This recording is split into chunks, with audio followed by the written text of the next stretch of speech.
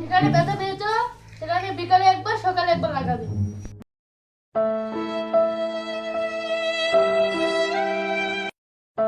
আল্লাহ আমার স্বামীকে ভালো করে দাও, কষ্ট দিও না।